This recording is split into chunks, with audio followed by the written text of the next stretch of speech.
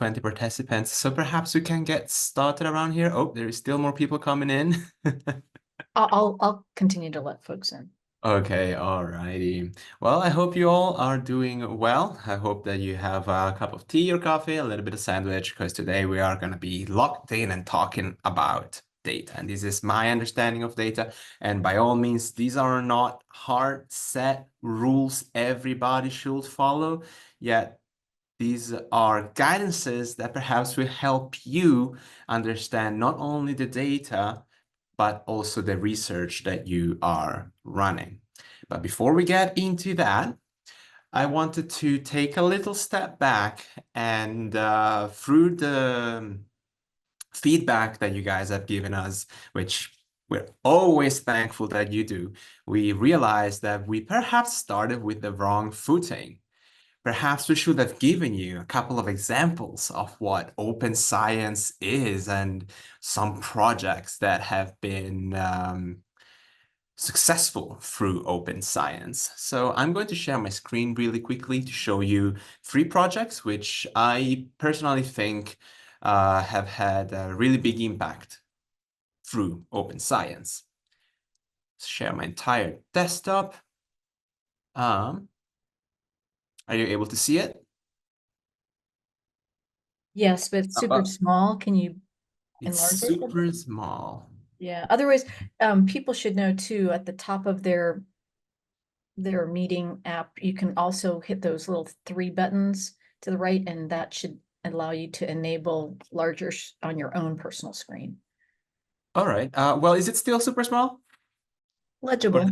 Yeah. Okay. Looks I good hope. to me. All righty. So the first project that I wanted to bring to your attention is the Human Genome Project. And the Human Genome Project was not something that was developed in 2013. In fact, it was something that has its roots in the 80s and very slowly made its way to the 90s. And then it was a massive success where we were able to fully sequence a genome in under 5 years. Nobody actually expected that. And it's surprising to me as well, because I did not know, I was not aware that the Human Genome Project based itself on a lot of open science tools. Just to check around the room, do you understand or do you know what the Human Genome Project is? Give me a thumb up or a thumb down. Actually, give me a thumb down if you do not know what it is, so that I can take a bit to talk about it. Okay, I see green and I see thumbs up. All right. But the Human Genome Project is actually one of the, I'm vaguely familiar. That's all right. Essentially, until the 2000s, we did not have knowledge of the human genome, and then we all sat in a room and figured it out, assembling every single piece of the bases, ATGC, of humans. And this is a project based on open science. Probably the biggest example that I'm going to give today of a success of open science. Another example that I wanted to show you is something that is a little bit closer to home for everybody, and that is imaging the COVID-19 data. At this point, everybody here has gone through the COVID-19 pandemic, and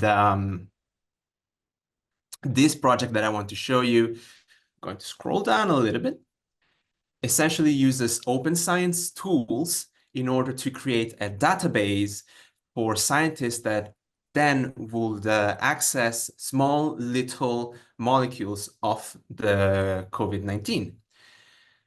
What it looks like, I'm going to make this a little bit bigger, is this, is the COVID-19 structural hub.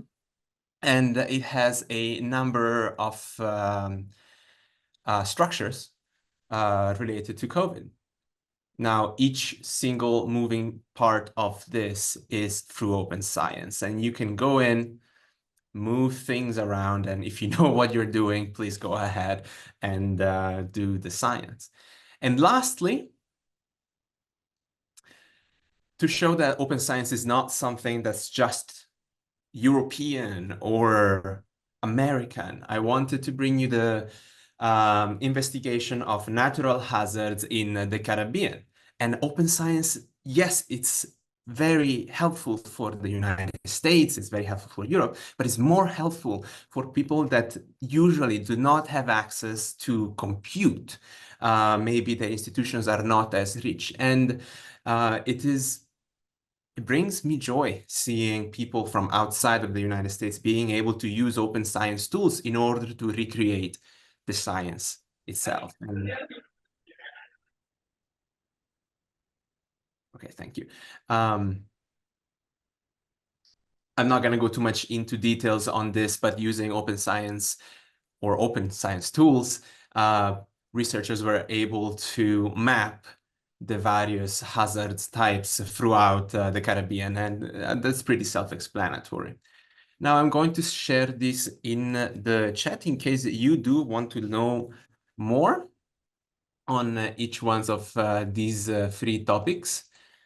Going to do this real quick, and then we're going to jump into what we are going to talk about today, which is data management.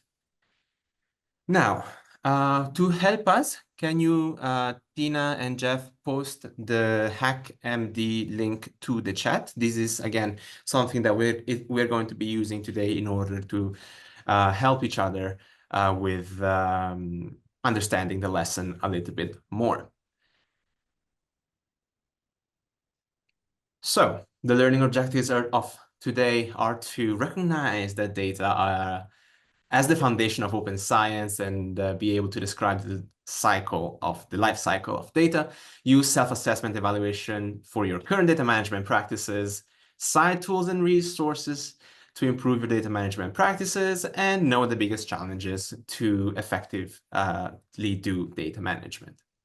Now, this is going to be a question for everybody in here, and I'm going to take a couple of answers in. How would you answer? Now, you can either unmute yourself or go to the hackpad over here and look at the self-assessment section where it's the same questions. And if the questions are, if you give your data to a colleague who has not been involved with your project, will they be able to make sense of it? Will they be able to use it properly? And if you come back to your own data in 5 years, would you make sense of it? And when you are ready to publish a paper, is it easy to find the correct versions of all of your data? So take some time. I'm going to give you some time to go into the hackpad, and please also unmute yourself and talk a little bit about your data. If you're not going to talk about it, I'm going to pick on you. Specifically the root people.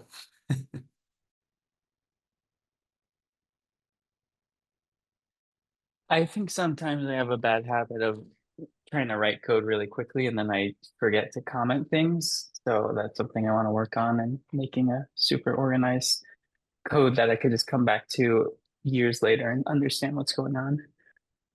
Oh yeah, it's an exercise. First of all, it's an absolute exercise having to, in the beginning, it feels daunting where, oh, okay, I have to go through my code, comment it so that I understand it.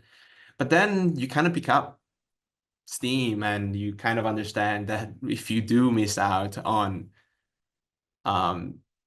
commenting your code, then you won't understand. I myself do that, where if I don't comment it, I come back tomorrow, not even 5 years from now, and I have issues with it. So I'm going to go through some of the answers over here. I'm going to go also in edit mode so that I can see. I don't want to overlap the answers. So I don't think so. I should make a better job at working on my code and data. I think other can use the data, but have to provide a data directory. In addition, has informed them about the ethic concerns. Okay, yeah, I can see here that there is yet an extra layer, which is ethics. A lot of us do work with data that is restricted. That this could be, for example, tribal data. This could be HIPAA compliant data, so data about people. And obviously, when you are when you are in a situation where you have to share this data, it's always a little bit dangerous in a sense. You always have to be careful. Excuse me a second, I have to, okay.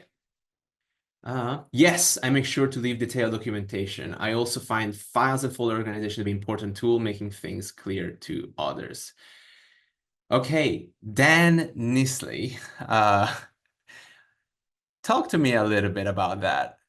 I feel a lot of confidence in your answer. Was it always like this for you? No, absolutely not. It's something that I've had to realize is important over the years as I go through different projects. But yeah, having a clear organizational schema for, code in one folder, raw data in another, process data in another, and maybe the final data that are used for creating figures in a I guess that would be a fourth folder. Is something that helps make it clear, because then people can sort of access it at the level that they need. If they're just like, oh, wait, where did the particular curve that's plotted in this figure come from? They can find it easily. Or if they want to dig down deeper into the raw data, they can. Yeah, for sure. This is for everybody. If you do have raw data and final data, you know that there is steps. It's always a best practice to save every single step of your data. Thank you for sharing, Dan. And I do see Kai with a hand up. So hi, Kai. Hey, I just wanted to, answering that first question, I would say 5 years ago, I would not be confident someone would be able to use my data to reproduce my analyses. I think with every project that I've done, I've gotten a lot better at it, and I would more confident someone would be able to use it now. But I think the thing I'd add on to that is that I would want, if someone's going to use my data, I would want them to sort of like check with me either that they understand it correctly before and then it's appropriate for what they want to use it for, or they take it, they use it, and then they kind of come back to me and say, like, does this look right? Did I use this correctly? Did I understand what you meant in your readme or anything like that? Yeah. So I wonder if you guys have ways, or if you are all going to tell us about ways that you can kind of create that reciprocity between once you put your data out in the world and someone else going to access it, if there is like a pipeline for that. Sure. As I mentioned earlier, there really isn't rules for how to do this the perfect way. There is always going to be a certain layer of insecurity or something going wrong. The best thing that I can think of right now is make sure the documentation is on point. Make sure that we're going to get to licenses later today, but licenses are, for example, a tool in this specific case that establish how you want the data to be treated. So whenever you do have data, make sure that your documentation is on point. Make sure that exactly within either the documentation or the license, it says, do you understand this correctly? Talk to me, email me here. Another thing that could be really, really helpful is metadata. And metadata can help, yes, with finding data and whatnot, but also with explaining further in what the data is about. So these are the things that come to my mind right now. Kai, I don't know if these are things that you have already implemented in your pipelines, but if you actually do have something else to add, I'm all ears for it. No, I appreciate that answer. I guess that's kind of what I expect, is that there's no real built-in structure for how people who end up using data on that end of it are supposed to, reciprocate with the people who use the data. But I think just by what you said, putting those kinds of things in the README files and just saying, like, please, like, I encourage people to use this, but please feel free to reach out to me if anything's unclear. Yeah, for sure. I think I mentioned it last week. One thing that really is missing in science is communication. When I was a student, I was extremely afraid of contacting somebody behind a paper. But then I'm meeting these people now, and I'm like, oh, you're a human like me. I can talk to you. I want you to send me an email about it. So always be clear about, hey, contact me about it. Thank you for your input, Kai. And I see a hand up. Chosen, what's up? I just wanted to add of something I saw the other time, thought it was cool. So I was using a program that was developed by a researcher in the UK. And when you run this program, at the beginning, it produces some messages. It's like, oh, you're running this program for the first time. Consider citing us. So there's like a help message that prints by default. So it's like, consider citing us. If you have an issue, write to us. So it's like embedded in the program. And when you run it for like 10 times, then it says, oh, there's a flag for you to turn this off if it's annoying. And I think it's something that is cool that I'm considering adding to a pipeline. So it's like, if people are using your program and they don't have access to your GitHub, they can still like find a way to reach you. Yeah, that's actually really, really cool. And if you do it as in implemented in your program, just be ready for a bunch of emails coming in that may be a little bit unsolicited. All right, moving on. This is great discussion here. The next question was, if you come back to your own data in 5 years, I mentioned I have issues going back to my own data within a day or two. Actually, I'm getting confused in all of these. So yes, wow, there is a lot of confidence here. A lot of people saying yes. There's a generally yes. It may take me a moment to refamiliarize with the project. No, I'm impressed.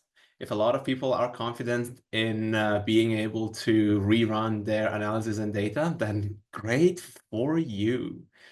When you're ready to publish a paper, is it easy to find? Excuse me, is it easy to find all the correct versions? In most cases, I run into problems when dealing with figures and involve collaborators' data. I am okay with my own, but sometimes it becomes unclear when where certain things come from. Okay. No, this is positive.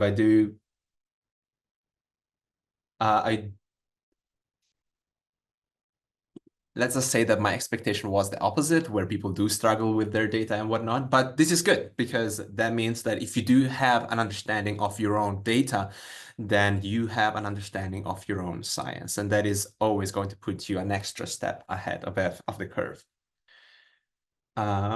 Please do keep typing. We do come back to this at a later time, but I'm going to be moving on.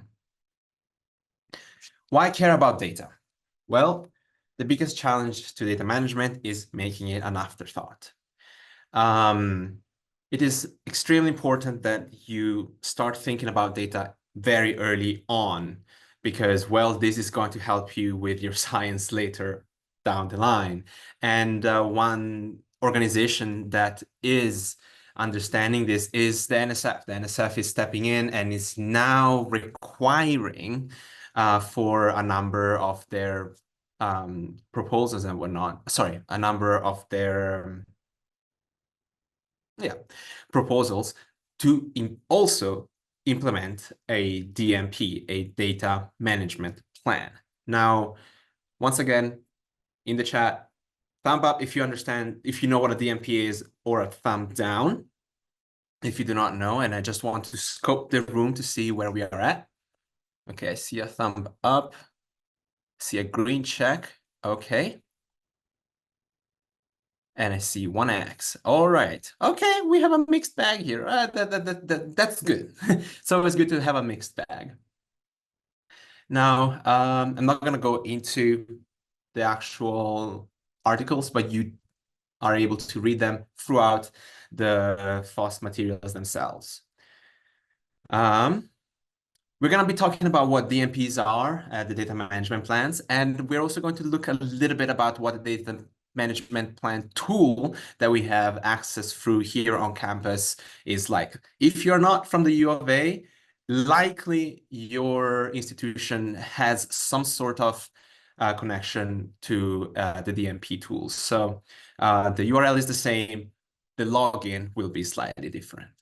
Now, the next part that I want to talk about is what classifies as data. These are from the DMP tool website, and this is what the NSF is looking for example, when you are citing, when you're talking about your data. Data types. text, numeric, audiovisual, models, and computer code. Discipline specific, coming from the biologies, FASTA, FASTQ, SAM. I don't know what FITS or CIF are, but if you are from the chemistry and astronomy departments, please do let me know. And instrument specific as well. Data sources can come from a myriad of sources. It can be observational, so captured in real time, for example, outside the lab. It can be experimental. We talked about, or I just mentioned models earlier. Experimental, I think of models, I think of simulation. I even think of when you make your little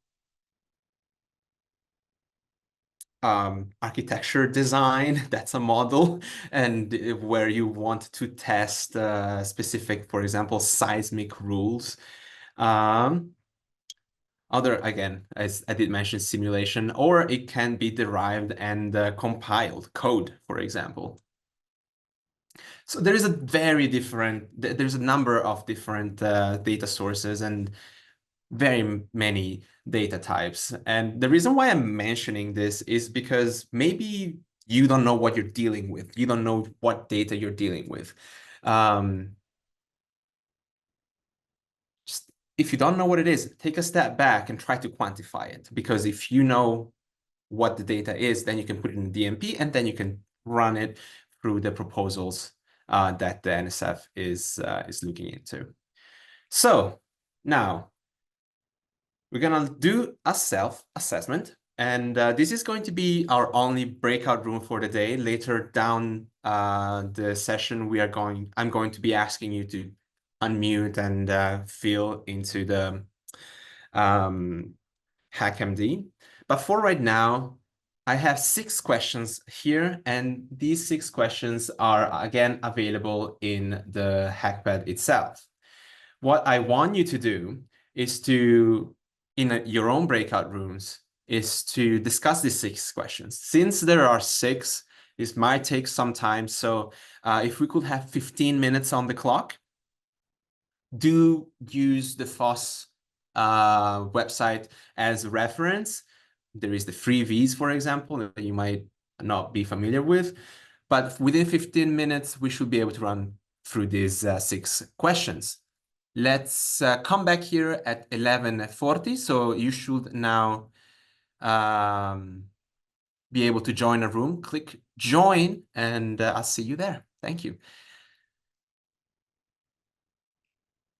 Just making sure that people are joining the rooms before I join in myself. Tina, I'm assigned to Jeff's room. Okay, we'll move you. All right, thank you. I didn't get any assignment. I think my Zoom quit in the middle, so No, maybe I'm getting to it. Unfortunately, it's taking me time. So hold on. Let me see if I can help you here. Yeah, if you can. So I guess that I have to wait for a window to. Yeah. Yep. Yeah. It's This okay. one, it didn't do auto assign today because I created the rooms too early, I think. You did it. Okay. All right, I'm gonna go. See you soon. Okay. Edwin, did you receive a link or a window? Oh, yeah, he seems like he's gone. I'm gonna join. Okay. Yeah, I'm not seeing any unassigned names. Okay, let's see. Sunday. Did you not get assigned? Sunday, you should be in. I'm gonna put you He's in. gone. He's gone. There he goes. Hey, you. Sorry, I'm staying here. I know. And I'm working on other things. So yeah. Yeah. You no get to worries. have Tina squared. Okay, no worries. I'm Hey, gonna work on other things too. Right. Thanks for that redo of the Bio 5, because I have not been receiving any notices, even though we Yeah. put the request in a while back.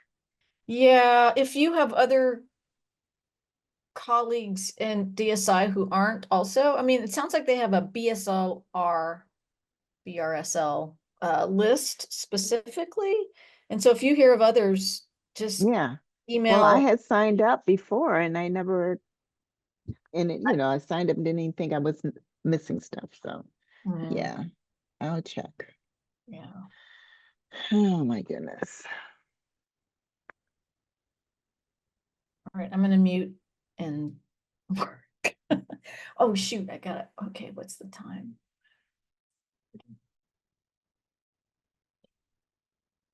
They wanted 15 minutes. Okay.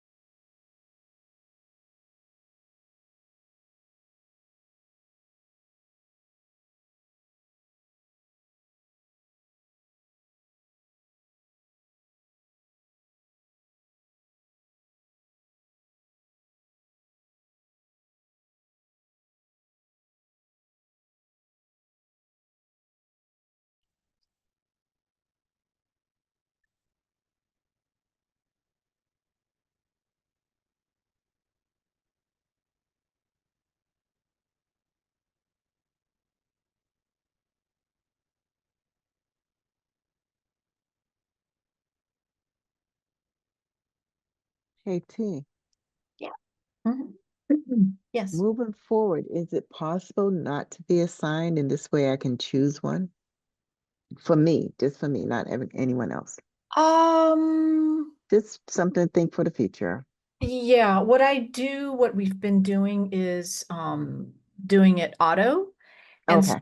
but then Okay. once you're auto, I have the ability, and I think you do once you've joined, to move. It So wouldn't let me. it So, would, oh, okay. yeah. All right. Thanks. Uh-huh.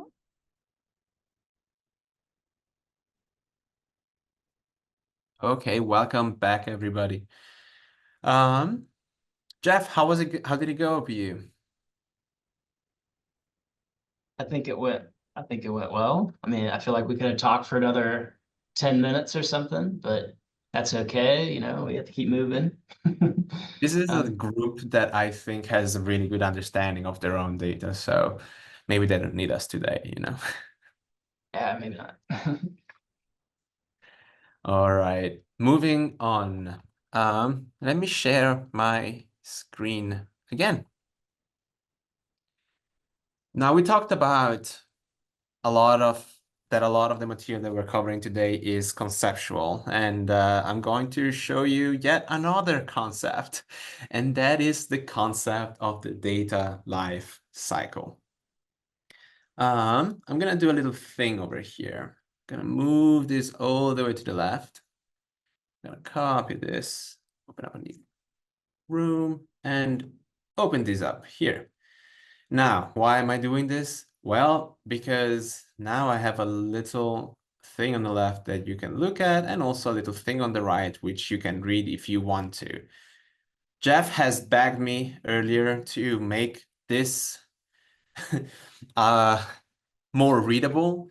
It's impossible to really make it more readable because there is so many points, but let's talk through it very quickly. All right, so this is the data life cycle, and the data life cycle helps you understand how to deal with data. Again, this is not something that you have to strictly follow, but it helps you understand how to deal with it, and therefore helps you understand your science. The first thing that always comes first, it's planning. We have a project manager here working at the Data Science Institute, and he's running this planning before doing workshop, and I suggest everybody to look into that. Why? Because it really helps you understand that science starts when you start planning. Failing to plan is planning to fail, essentially, and that's something that he likes to say. So the data life cycle starts with planning. That is where your DMPs are. You start planning how much data you're going to be collecting. You start planning of where you're going to store your data, which ways you're going to make your data searchable, which ways you're going to make your data findable.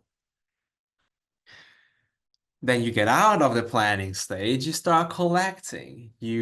After you start collecting your data, you want to run some quality control. Is this the sort of data is the data that I've collected correct? Is this the sort of simulations that I want to see? Have I trimmed my genetic reads the right way? So always after collecting data, you want to make assurances, quality control. And here comes description. I would like to say that description is something that you should do throughout each step, prior and following. This is not something that comes at this point, but you always want to describe where the data was collected, how the data was qualified. And we have a good description here regarding this specific point. What are ways that you can help describe the data? I've used this term for a while now, but adding metadata to data can help you understand the data a little bit more. There is other ways such as having or attaching an ORC ID to your data. in order to make it a little bit more findable. I'm not going to run through each one of these right here. Preservation, data preservation. Now, where are you storing your data? You know, or how are you going to share your data? There is, earlier in the talk, we talked about saving data for each single step. This is what you want to do. You want to preserve the raw data. You want to preserve the quality control data. And you want to be able to describe each single one of these steps as something that is findable.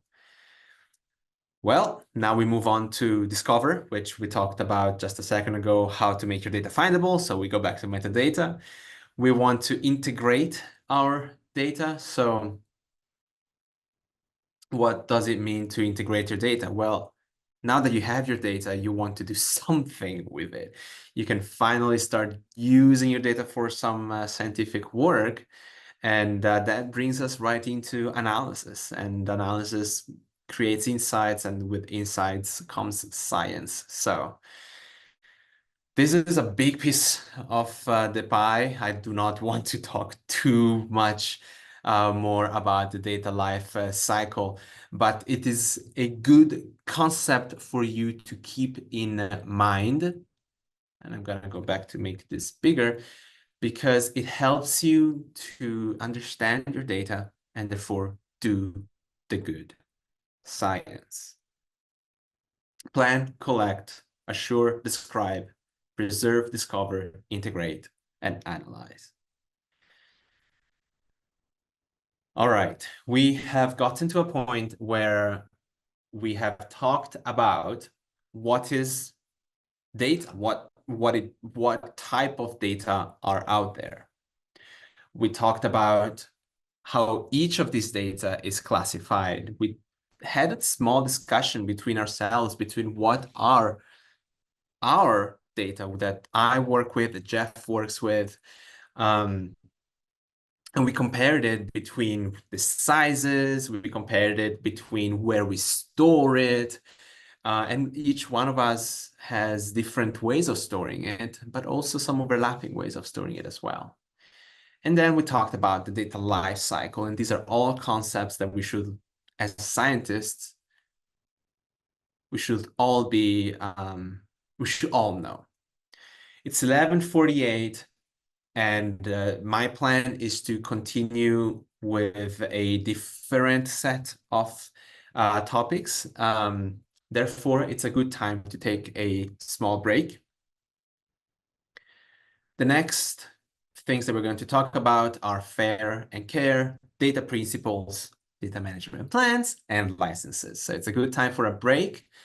Let's come back here. Oh my God, I'm gonna do the Jeff thing at 11:58. 9 minutes, everybody. So stretch, go get a cup of coffee, and I'll see you here soon. Okay, it's 11. Yes, Tina? No, just wanted to let you know what time it was time. Oh, all right. Okay, so it's 11:58, and I would like to ask you to come back. Hello, I hope you had some time to recuperate, as we do have another set of theoretical stuff and concepts that we need to talk about. First of all, have you heard of what FAIR is? We did mention it last week, but I wanted to know and scope the room to see whether you, prior to FOSS, have heard of FAIR. Give me a thumb up for a yes and a thumb down for a no. Or red check mark, or a green check mark. Okay. We mostly have people that have not heard of FAIR. That's completely fine.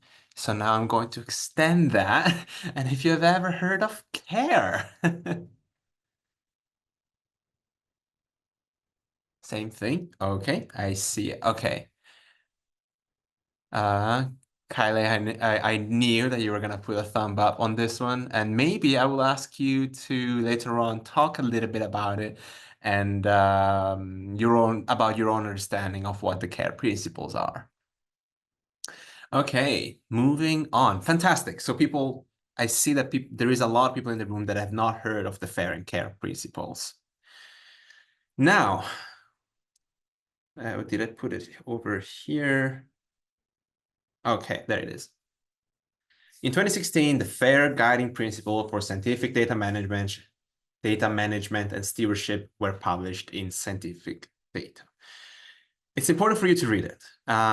Perhaps not read all of it, but at least, I've just clicked on it, at least understand why this have come up and why it is important for you to know. And perhaps that's why you are here, to learn about what FAIR is.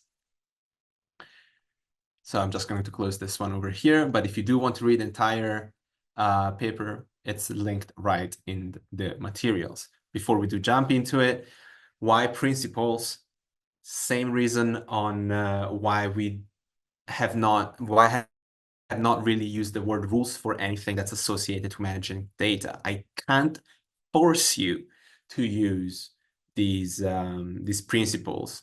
These are just ideas that are worth knowing about, and it's worth for you to apply. The idea behind FAIR is to allow for your data to be more ethical, such that other researchers, honestly, other human beings are able to use your data and that you are not stepping on anyone's toes. And what are these principles? I'm just going to scroll through this so that they are here for everybody to see. And okay, FAIR, findable, accessible, interoperable, and reusable. These are all principles which would make your data slightly better for the scientific community, better for the person that you are going to be giving this data to, and you've gotten this data from. For each one of these points, there is subpoints. So when you want to make your data findable, you should add metadata to it, for example. So really get accustomed to the idea of having metadata. If you don't want to add metadata, or if you're not able to add metadata, give it a descriptive name, a name that's easy to find. That goes hand in hand with point F2. Also, the metadata should be clear and be quite explicit about what this piece of data is.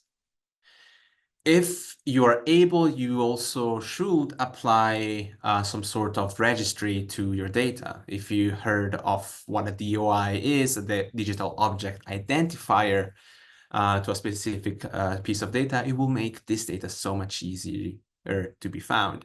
I use the word DOI. I don't know if this is something everybody knows. Give me a thumb down or an X if you do not know. I'm gonna wait 10 seconds.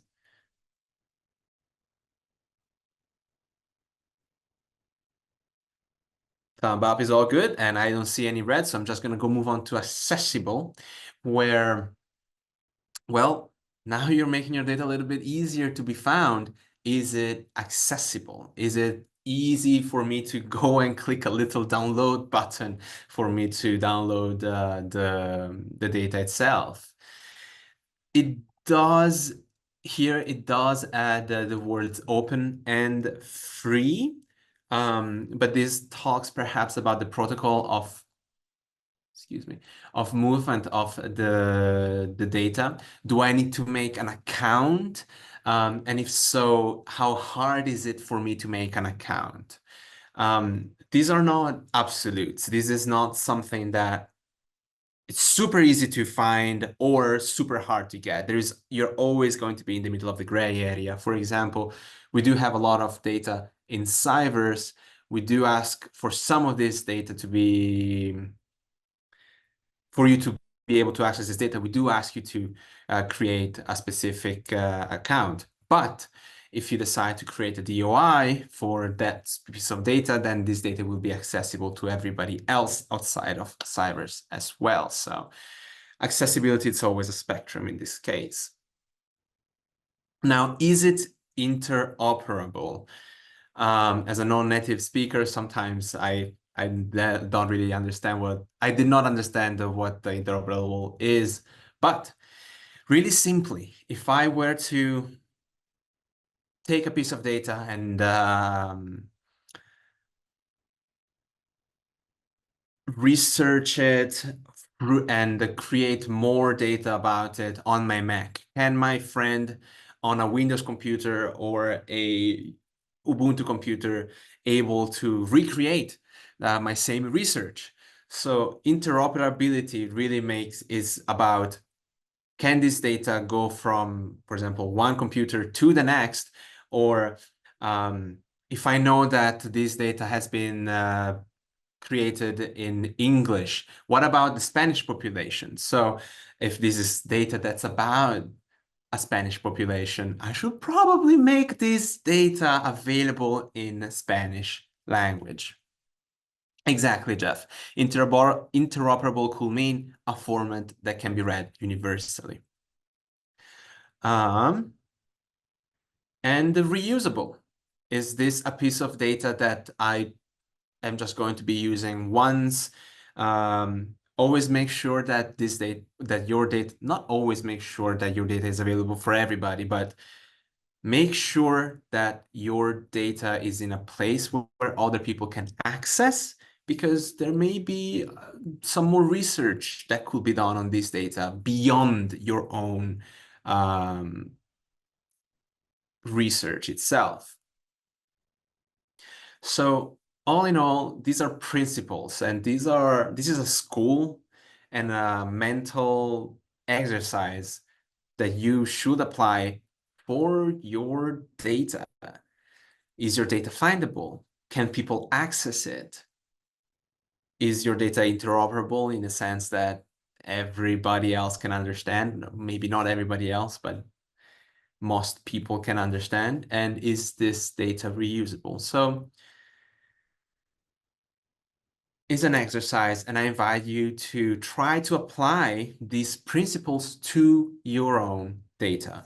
This is why you should do it. If you need somebody to really lash in your back and you should make your data fair, it's the NSF. NSF and the NIH are really pushing for people to make your data more available and more open for other people. So as we go forward in science, now it's 2024, soon to be 2025, there is stricter rules about making your data accessible for others from these big communities such as the NSF and the NIH. Make your data, create a DMP, and make your data fair. I use the word open here, and I just want to identify that fair data doesn't necessarily mean open. Open data and content are freely used, modified, and shared by anybody for any purpose. Now, this may be data that, for example, is in GitHub. Fair data does not necessarily need to be open, and want to take a moment here to understand whether you understand that. So does that make sense for people that fair data doesn't need to be open? Give me a thumb up for a yes, or a thumb down if you think that's wrong or if you don't understand that.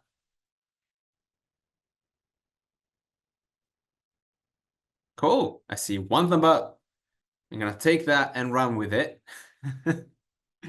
Because now we're going to talk about the CARE principles. And these are a set of principles that go hand in hand with FAIR.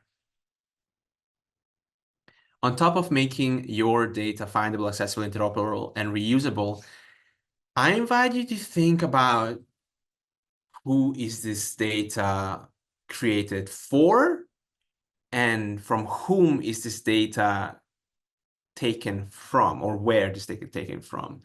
There is a quote, nihil de nobis sine nobis, and that is Latin, the Latin of it, but in English that translates to nothing about us without us. In a sense is, don't do things behind my back with the data that I'm giving you. I'm not even if I'm not giving you the data, don't come to my backyard and plant trees and make holes. So nothing about us without us. Yesterday in the NSAM's FOSS session, Tyson Swetnam, which is not here today, asked the question, who owns the acai? Now, what is the acai? Anybody doesn't know what acai is? Give me a thumb down. Otherwise, the acai is a plant that grows in the Amazon forest, and it's been the lifelong food of certain people of the Amazon. In the 21st century, a lot of people, for example, in North America or Europe, realized that acai is good for you, and therefore really very much pushed for industrialization of acai. So at this point is companies going into the Amazon and employing these, well, the tribes that live in the Amazon to generate more acai than usual and try to export it. But who owns the acai? Is it the people that own the acai? Is it the company that own the people? Is it the Americans and the Europeans that pay for the companies? So it's a little bit of a thought exercise, who owns the acai? And if we were to transport that question to a little bit closer to us, we want to think about what is going on with the native tribes here in the United States. We hear more and more about data that is taken on these lands, for example. We hear that this data is being used to create pipelines running through sacred places, using data that was given to companies from the native tribal populations. And that's why nothing about us without us is becoming a larger rally cry that tribes around the world are starting to adapt when it comes to, this is our data and I don't want you to use it without us. You want to talk to us first. So with that in mind, the care principles were created. Slowly scrolling here. So the care principles for indigenous data governance were drafted at the International Data Week and Research Data Alliance plenary co-hosted event on the 8th November 2018. And it is only 2 years after FAIR, and it is only now that it's starting to get more and more traction.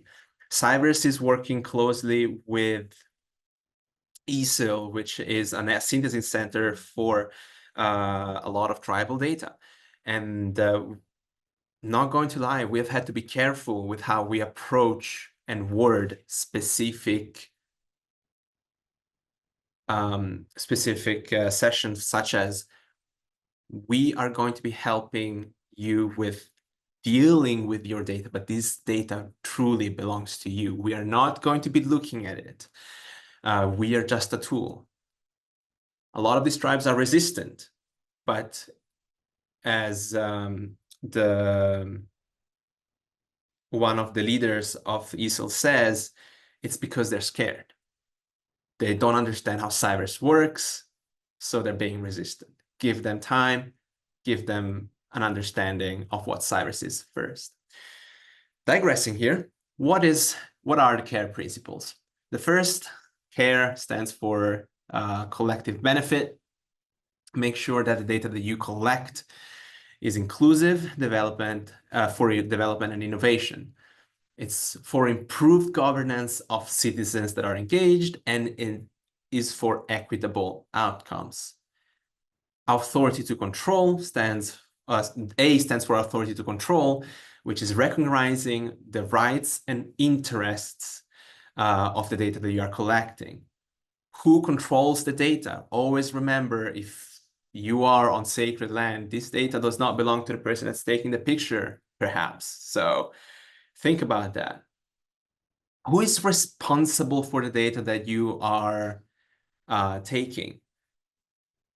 Very similar to authority to control. If you are taking pictures, drone images on a specific land, be responsible.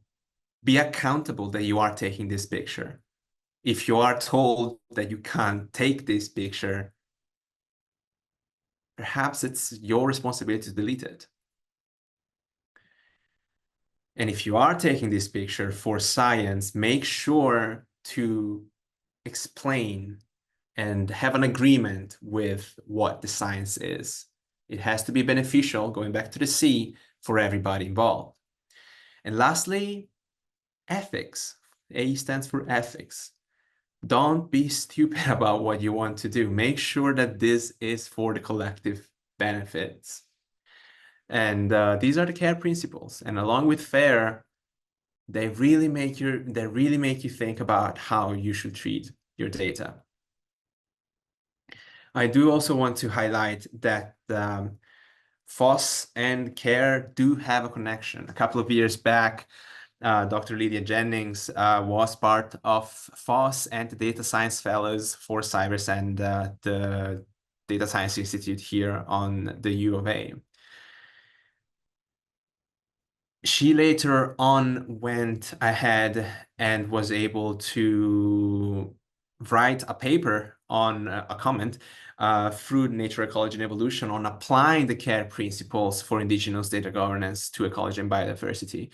And I invite you to go ahead and read a little bit on what Lydia had to say about applying the principles, because this is real science happening, and we can't do it if we don't do it together. So before I continue on how to get FAIR, I know that Kylie, you have strong opinions on CARE. Is there anything that I have not said that you would like to say, or is there anything that I said wrong that maybe you want to rectify? No, I think you did a great job at covering it. I think the only thing that I would add is that the mainstream principles of FAIR principles, I think, are more data centric. And then the CARE principles, on the other hand, are really people and purpose oriented. So I think those are like the key differences and things to consider moving forward. Yeah, no, for sure. Thank you for clarifying that. For sure, FAIR is about the data, CARE is about the person behind the data itself. So thank you for clarifying that. And right here, we do have a couple of pointers on how to get your data FAIR. And it really comes down to, once again, exercises, principles that you want to apply to yourselves. Think of your data types, think of what you want to do with your data, and think of your technical skills. It doesn't mean that just because you don't truly work with data, you can't apply FAIR to your CSV file, for example, or for your Microsoft Word file. So there is different levels of understanding, and there is different level of skills and FAIR levels that you can put to your data. There's a small little tool over here called the Fairness tool, and it was developed by ARDC, which is down in Australia, regarding assessing your own data. And I'm going to open it now, and I'm going to go and run with it, but just want to show you what it looks like. I'm going to make this a slightly bigger. It's a set of questions that make you understand the scope and the level of your FAIR, and then it gives you a small little FAIR score. There is many questions. But at the end of it all, it's just for you to understand how fair your data is. Alrighty. We're gonna yet once again switch gears, but before we do that, is there any questions in the audience perhaps about what FAIR is and how you should treat your FAIR and CARE and what they stand for? Anybody that has any comments perhaps? Cool. Then I'm going to move on to data management plans. This is the second time I'm going to say this sentence today. Those who fail to plan, plan to fail. And a DMP, or data management plan, is a formal document that describes and outlines what you are going to be doing with your data. This is something that goes all the way at the beginning of your research when you are planning when you're planning to do your science, assumingly, as an example, you want to take drone photos of a specific land area in Arizona. What is the expected amount of data that you are creating? Where are you going to store this data? Are you going to be the only one accessing this data? Are there other people that are going to be accessing this data? And sometimes even who is going to be paying for the storage of this data, or more bureaucratic questions. And that is what a data management plan is. Why bother with a data management plan? How would you answer? Do you have a data management plan? If so, how do you use it? And this is a question for everybody in the audience. Give me a thumb up or a thumb down if you know what if you have a data management plan. Give me a thumb up if you have a data management plan. Okay, see, one down, one up, one up. Whoa, whoa, whoa. Who's the one up? Kai, talk to me. Talk to me very briefly regarding what your data management plan is, what it encompasses, and whether it has helped you in your science. I had a feeling you could call me out for that. So sorry. No, that's okay. So I work with an LTER, a long-term ecological research site.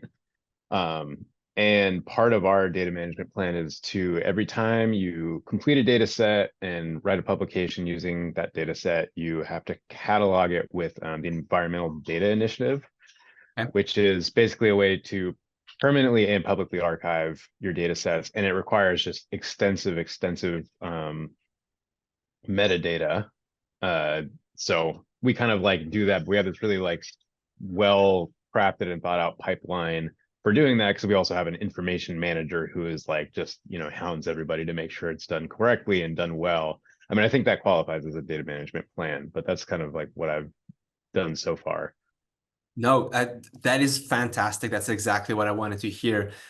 Simply because every data management plan is kind of sort of different. So that's exactly what I was looking for. Thank you very much, Kai, for sharing that. And I did skip on that, but there is a link over here to example data management plans, and I'm going to do that right now. I'm going to show you a couple or just one DMP, and the link that I just clicked, the example DMPs, leads me to the dmptool.org website, which is a fantastic place that helps you draft a data management plan and really get that get over the obstacle of writing a data management plan. I'm gonna click on the first link that there is, NIH default data management plan, impact of autism, genetic liability on behavioral reinforcement and accumulable dopamine. Now, don't worry about it if you don't know what any of these words are. I have just downloaded a file, I'm gonna open it, and literally this is what a data management plan looks like. It asks for the DMP ID, and this is a registered DOI. It gives a title, who created it. We live in a world where ORCIDs now, if you're a researcher, are sort of, kind of necessary. Where you're from, who the principal investigators are, where the money is coming from, and if you did use a template, that these always come in very handy. This is not a really long sort of document. As you can see, there is 6 pages. We're going through one. It tells very briefly what the project is, and here we go. What are the data types? And this is the things that we talked about very early on about managing data. What are the data types? How big is the data that you are going to observe and record? Where are you going to preserve your data? How are you going to make this data shareable? What tools are you going to be using? And I don't want to get too deep into this, but I wanted to show you extremely quickly what a DMP looks like, because oftentimes when we do run FOSS, one of the questions that comes up is, what's a DMP? I don't really understand what it is, so maybe we should actually show you. And therefore, this is not as daunting as it sounds. If anything, it really is an exercise for you to understand your data better. But why bother with a DMP? Now, last year, Jeff introduced me to this thing called the carrot and the stick. I didn't really understand it. And I felt a little bit forced to look into it more this time around. And this is Europe 1916, a card made by cartoonist Boardman Robinson. Shamelessly taken from Wikipedia. And it represents Death riding a donkey with a carrot and a stick. Now, what does it do? Well, the idea of carrot and stick is that you go forth by leading a certain, in this case, a donkey, a certain population, using a couple of tools. So, for example, applying the idea of stick and carrot to DMPs, the stick, the annoying part is you have to make one. You have to sit down. You have to spend the perhaps hours to draft up a DMP. You have to send it through the reviewers. You have to show it to your PI. Your PI has to show it to other collaborators. But the thing is, at the end of the stick, there is a nice little carrot. Later down the line, it makes your life easier. You know exactly if you need to buy a terabyte external hard drive, or whether you have to buy a 4 terabyte access to an S3 bucket on Amazon. So it helps you plan for your project in advance and avoid surprise costs, which in the world of science today, these are really annoying. So understanding that at the thank you, yes, Jeff. 2 ways to motivate people. The stick is the force and the carrot is the incentive. Thanks for that. So how does DMP tool look like and work? As I mentioned before, this is a tool that you should be able to access through your institution. We do have a link right here in the in the data management plan material. I'm going to click on that. Oh, sorry. I clicked on that. Oh, no. Excuse me about that. I'm going to click on that. We are back at the DMP tool website, and I'm just going to copy and paste it in the chat if you do want to follow along, because I want to show you how this works, and it's quite easy actually. I'm going to go ahead and log in. I do already have an account with this. I'm going to use my university account. And it recognizes that I'm from the University of Arizona. Thank you very much. And sign in through my institution, where I can type in my super secret passwords. And I have already authenticated. All right, so we're now in the dashboard of the DMP tool itself. I can actually look at other people's DMPs if I want to. They even have the DMP ID already created, which is fantastic. But I'm not going to do that. I'm just going to go ahead and create a plan for myself. All right. What research projects are you planning? I'm just going to do a FOSS plan. As you can see, I already made one. Not planned, plan for fall 2024. This is a mock project for testing, practice, or educational purposes. The primary research organization is the University of Arizona. And what is my primary funding? There is no funds. I'm sorry. And I'm going to go ahead and create the plan. Okay, so we have now created the plan, and what this helps me do is understand the things that I need to input in order to create a successful data management. I'm not gonna fill any of this, but I want to just show the various steps or the various things that you can fill in order to create a data management plan. It's fantastic because there is a research domain button, which is extensive. It tells you exactly where to put your project abstract. There's a tab for collaborators. You can literally add as many collaborators as you want. And then you can go ahead and write the plan. When you write the plan, it gives you a good guidance regarding what you're supposed to write and what the content of these things should be regarding what the U of A is or what the DMP tool format are. Sorry, I'm just clicking here, going there really quickly right now.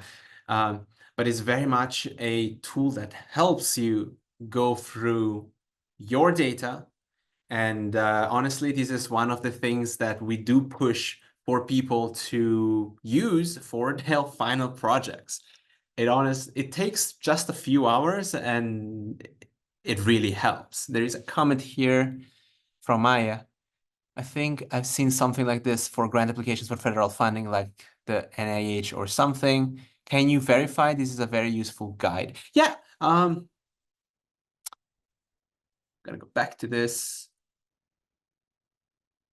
Are you asking for a specific tool for NIH and federal funding, Maya? Yeah, I think so. I mean, I think it was a requirement for like a certain kind of grant application. I attended a webinar a while ago and it looked very similar to this, but I don't think it was this platform. But I guess I was just asking, are there other tools like this? Or sometimes when you apply for funding, do they ask Right. for something like this? Right. Hold on a second. I think there was a maybe when I was creating one. So maybe I'm gonna go back a second over here and create a different plan. I don't remember where exactly, but there was a button somewhere which would help you to specify where you want to put this, where you want to publish this. There are other tools other to do the DMPs. Thank you, Jeff. If you could look at a list of tools, Jeff, in the meantime, perhaps that Maya could use. But yes, there are other tools. This is just the one that we like to show. Jeff did point to Data Stewardship Wizard, which is another tool that we have selected over here. And please do take some time to think about your data. Do take some time to walk yourself through writing a management plan for your data. Thank you for the question, Maya. Now we're gonna switch gears once again, and this is gonna be the last time we switch gears today because we're gonna talk about licenses, and licenses are what Jeff really loves in this course. So Jeff, I'm going to shut up now and give you the to talk Hey, about why don't we take a 3 or 4 minute break? 4 Wow. minutes. 4 minutes. Let's clear the brain a little bit. 4 minutes. Okay. See you guys at 12:38.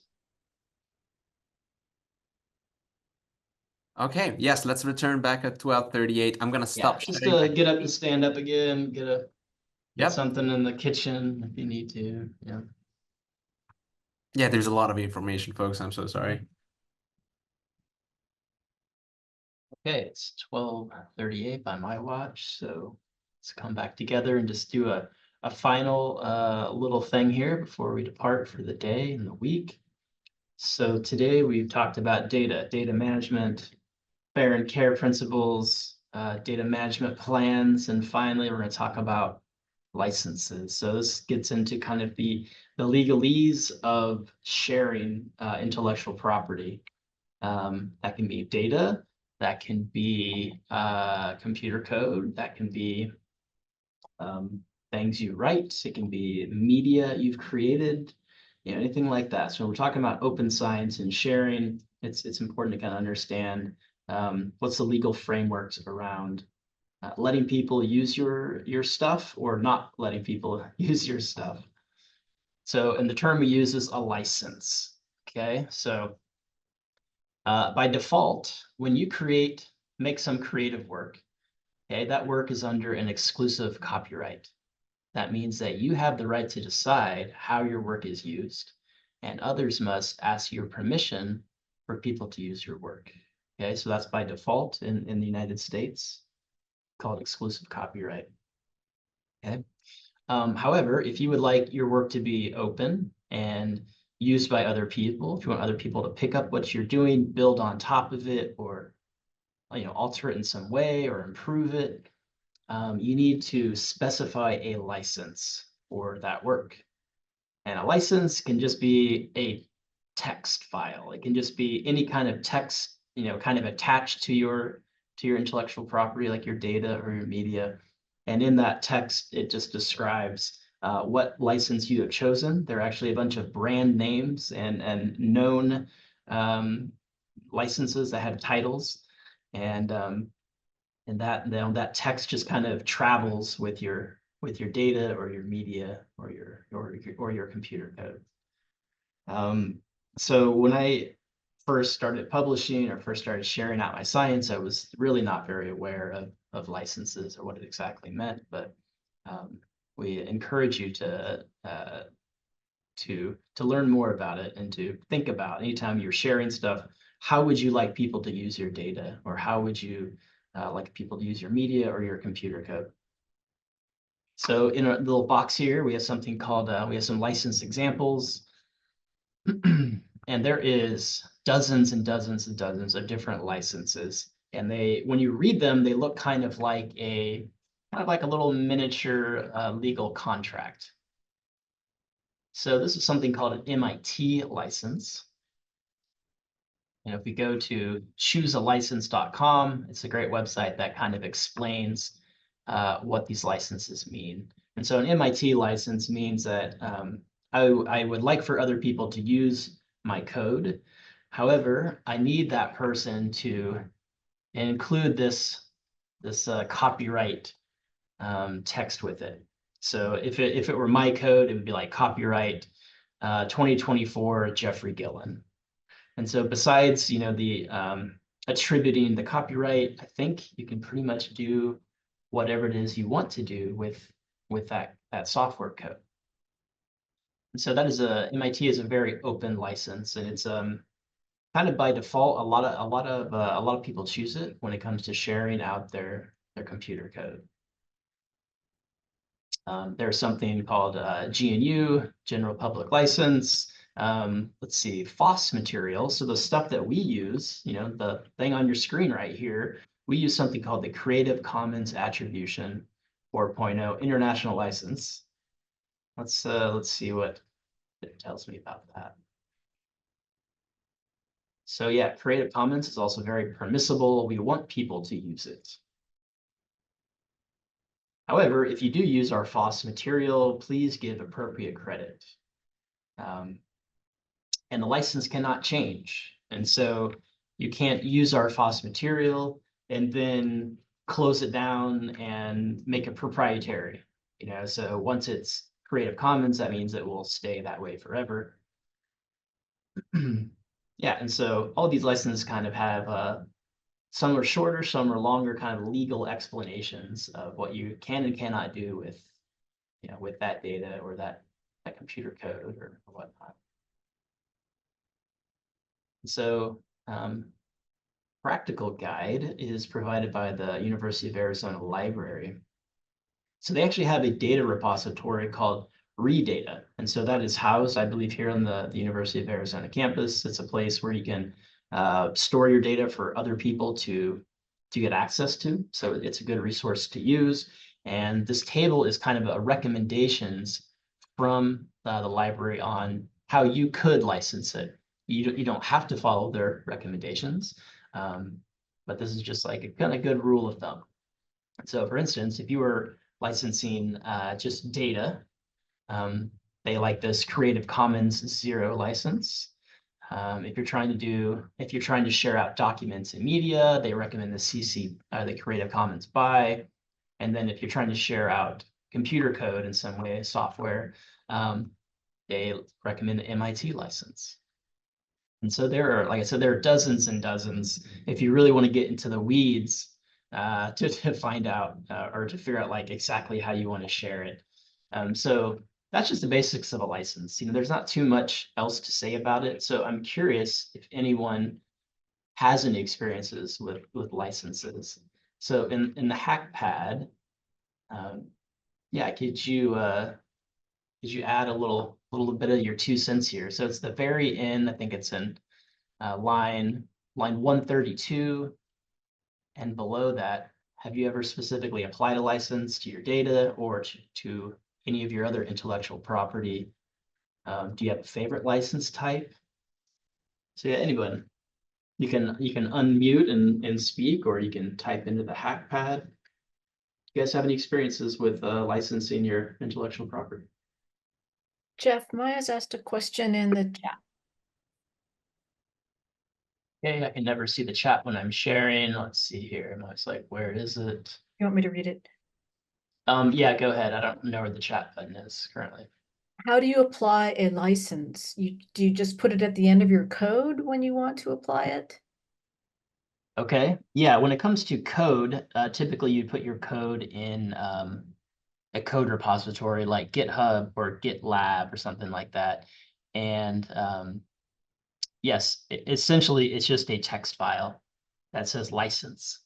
And it specifies that, yes, I would like an MIT license or like a Creative Commons or whatnot. It probably like where this file or this license file goes would depend on where you're sharing it. So I'm sure like in the University of Arizona's Redata, I'm sure they have a protocol for where you stick it. And yeah, I think kind of every place that you put things out to the world kind of has a little slot or a little maybe best practices of what the license like is physically.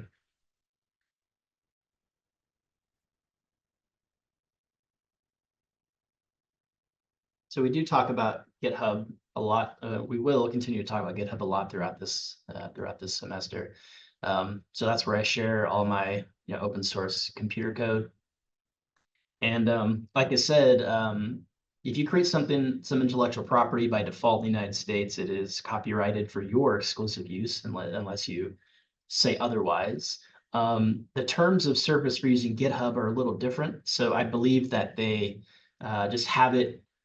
If you have an open repository in GitHub, I believe you have waived that right and you have made your code available for other people to use by default. Let's see, Michele, you have a question. Or you are raising your hand. Yep. No, I'm raising my hand because there's a question in the chat regarding, do any licenses require money? Yes, some licenses require money. These can be, for example, in the world of software licenses, proprietary software. You have to pay money to stick a license with it. Commercial licenses, when you create an SQL server, for example, that requires money. MATLAB, Adobe, Microsoft Office, they're all tools that you use to write code, to write essays and whatnot, but they have also a license that costs money. Netflix, Spotify, Apple Music all have licenses that cost money as well. So there is definitely licenses out there that you can't just slap on for free, like CC4 or MIT. If I were to do something proprietary, who am I paying?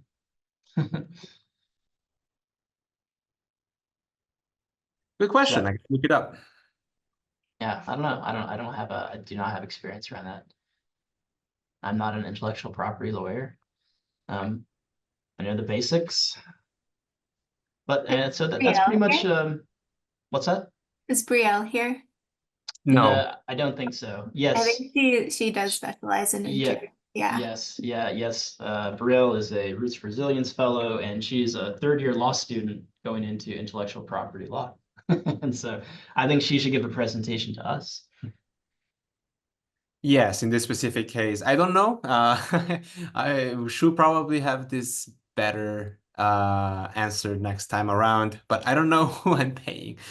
I think that pretty much covers it. We're trying to do open science. Just be aware that you need to attribute your code or whatever you're trying to give out to the world with a license, and try to please understand what the license means. And that's kind of it. So yes, we are at the end of it, folks, and we're at the point where Tina sends out her instant feedback. Just a reminder, please do fill it up. It takes less than a minute, and it does help us realize what we should talk about more, what we should talk about less. If I'm talking too much, I like to talk a lot. And really try to improve FOSS over time. FOSS has been around for 5 years now, and took us a long time to get to the point that we are at right now. So we're trying to improve session by session. That said, I understand that today was heavy, talking about so many things around data, going from what data is to concepts on how to treat your data, fair and care, showed you what a DMP tools is, and talking a little bit about licenses as well. Next week, we're going to jump into communication and documentation, and this is going to be our last quote-unquote theoretical workshop. And after that, from week 4 to week 10, we are going to get our hands dirty. So how to talk to computers, version control, HPC, CyVerse, and reproducibility. That is what we have coming on the horizon. With that said, thank you very much for your time, and I hope to see you back in a week from now. Thank you very much.